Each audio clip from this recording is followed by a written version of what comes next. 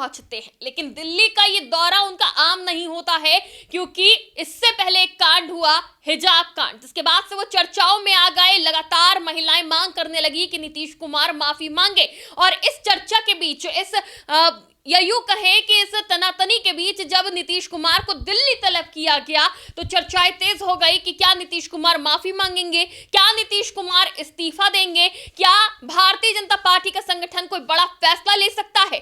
नमस्कार, TV 24 network देख रहे हैं आप, मैं हूं आपके साथ शिखा मेहरोत्रा। दिल्ली पहुंचने पर नीतीश कुमार ने 30 मिनट तक प्रधानमंत्री नरेंद्र मोदी से मुलाकात करी, 20 मिनट अमित शाह से मुलाकात करी। इस मुलाकात के कई मायने निकाले जा रहे हैं। हालांकि ये तो नहीं बताया गया कि किन चीजों पर बात हुई, लेकिन यह बताया जा रहा है कि बिहार के विकास पर चर्चा हुई। लेकिन क्या ये सिर्फ बिहार के विकास तक सीमित थी चर्चा, या फिर इसमें हिजाब वाला एंगल भी था? इसी पर बात करने के लिए हमारे साथ टीवी 24 नेटवर्क के पॉलिटिकल एडिटर है, उन्हीं से जानते हैं आखिर नीतीश कुमार को दिल्ली क्यों तलब किया गया। क्या लग रहा है, क्या बिहार के विकास पर चर्चा करने का ही सिर्फ मामला था, या फिर जो इस वक्त गर्म माहौल देखने को मिल रहा है नकाब वाले मामले के बाद, उसके लिए तलब किया गया होगा? देखिए, इस मुलाकात को चाहे आप औपचारिक मुलाकात कह लें या फिर ये कह लें कि हिजाब कांड के बाद जिस तरह से मामला गरमाया, उसके बाद नीतीश कुमार को दिल्ली तलब किया गया है। एक बात तो तय है कि एक तरफ भारतीय जनता पार्टी और जदयू की जीत, यानी कि एनडीए की प्रचंड जीत बिहार में होती है। उसके बाद नीतीश कुमार का जो ये काम है, यानी कि जिस तरह से मुस्लिम महिला के चेहरे से हिजाब खींचना था, वो कहीं ना कहीं राजनीतिक रूप से चर्चा का विषय बन गया। अब सीधे तौर पर जो आज मुलाकात हुई है, बातें ये निकल कर सामने आ रही हैं कि इसको लेकर भी नीतीश कुमार से बात की गई है। क्योंकि आपने देखा, जब वीडियो में आपने देखा होगा किस तरह से नीतीश कुमार अचानक से, जब उस महिला का जो आयुष डॉक्टर थी, जो नियुक्ति पत्र लेने आई थी, उसका हिजाब खींचते हैं, तब पीछे सम्राट चौधरी खड़े होते हैं। वो अचानक से भौचक्के हो जाते हैं कि नीतीश कुमार ये क्या कर रहे हैं। नीतीश कुमार का पहला कोई ऐसा वीडियो नहीं, इससे पहले भी इस तरह की चीजें उनकी सामने आती रही हैं।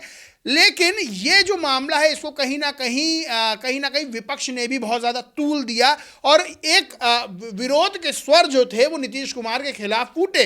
तो सीधे तौर पर ये जो मुलाकात बताई जा रही है, ये बताया जा रहा है कि 3 बड़ी चीज़ें। एक तो हिजाब वाला मामला हुआ, उसको लेकर कहीं ना कहीं नीतीश कुमार से नाराज़गी जताई गई है।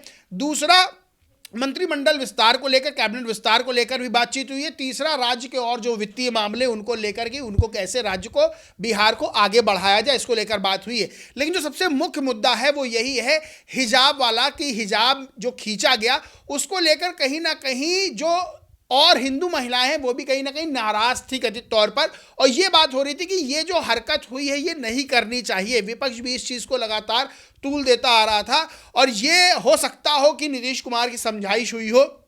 सीधे तौर पर यह मुद्दा जरूर उठा होगा, चाहे प्रधानमंत्री नरेंद्र मोदी ने नीतीश कुमार से मुलाकात की है, चाहे अमित शाह ने मुलाकात की है। यह बताया गया होगा कि भाई इस तरह की चीज़ें आगे ना हो, क्योंकि एक कहीं ना कहीं छवि जाती है। चाहे आप हिजाब वाली बात को आप किनारे भी कर लीजिए, तो कहीं ना कहीं महिला विरोधी छवि भी जाती है। तो इस चीज़ से बचना चाहिए, ये सीधे सीधे बताया गया होगा। आपको बताएं कि बिहार में जो जीत हासिल हुई है उसमें महिलाओं का बहुत बड़ा योगदान रहा है। जिस तरह से महिलाओं ने बढ़ चढ़ कर वोट दिया, और ये कहा जा रहा था कि जो 10-10 हज़ार रुपए दिए गए उसका असर भी देखने को मिला है। लेकिन नीतीश कुमार के बारे में कहा जाता है कि महिलाओं की पहली पसंद नीतीश कुमार रहे हैं। जो है उन्होंने शराबबंदी का फैसला लिया, वो भी महिलाओं को बड़ा खुश कर गया। और बिहार में नीतीश कुमार इकलौते ऐसे नेता हैं जिनको महिलाएं वहाँ की बड़ी पसंद करती हैं नेता के रूप में। और इस तरह की चीज़ होना, और कहीं ना कहीं फिर जो आयुष डॉक्टर नुसरत परवीन है, उन्होंने ज्वाइन नहीं किया, सीधे तौर पर विरोध जताया कि मेरे साथ ये गलत हुआ, हम ज्वाइन नहीं करेंगे।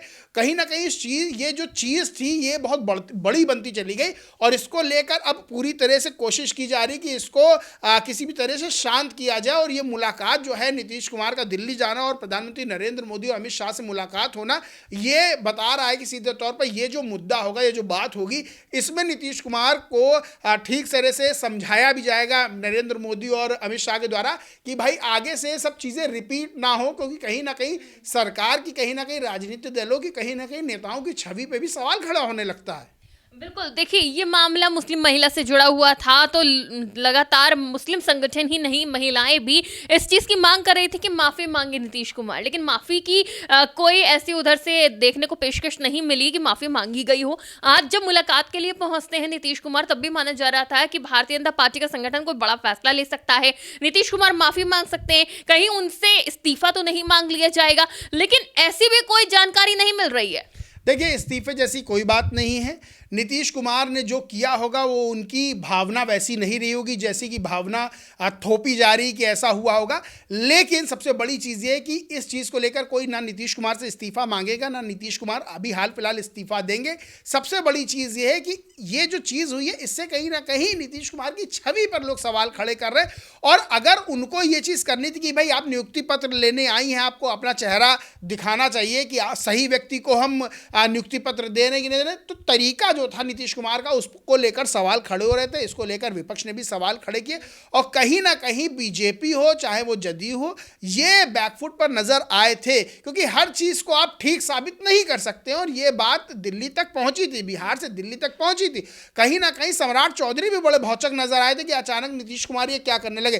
तो ये जो भावनाओं की बात होती है इसको भी समझना होगा कि नीतीश कुमार की ऐसी भावना रही नहीं होगी जैसा कि सामने आ रहा है। और नीतीश कुमार माफी मांगे ये भी बहुत जरूरी नहीं है। हाँ, अगर उनको खुद से ही प्रायश्चित हो जाता है कि ये जो किया है अब ऐसा आगे से ना हो, और हो सकता है प्रधानमंत्री नरेंद्र मोदी अमित शाह ने यही बताया कि भाई ये चीजें आगे से ना हो, कहीं ना कहीं छवि सवाल खड़े होते हैं, तब भी बहुत है। और ये जो मामला है ये नीतीश कुमार की मुलाकात के बाद आपको देखने को भी मिलेगा। ऐसा मुझे भी लगता है कि ये मुलाकात के बाद कहीं ना कहीं नीतीश कुमार की जो चीज़ें हैं वो कम होंगी या नहीं होंगी। जिस तरह की ये हिजाब वाला मामला है या इससे पहले भी तमाम मामले जब चुनाव से पहले कई प्रोग्राम में वो गए थे तो आए थे, तो ये सब चीज़ें हैं, वो मुलाकात में यही बात हुई होगी। बिल्कुल, बहुत बहुत शुक्रिया। तो देखिए बिहार में अभी अभी सरकार बनी है, लेकिन जो मुख्यमंत्री नीतीश कुमार हैं वो विवादों में घिरते नजर आए। जब उन्होंने एक मुस्लिम महिला का नकाब हटाया उसके बाद से वो महिलाओं के निशाने पर आ गए। पश्चिम बंगाल में तो बड़ी संख्या में महिलाओं ने मोर्चा खोल दिया था, माफी की मांग कर रही थी। और अब जब उन्हें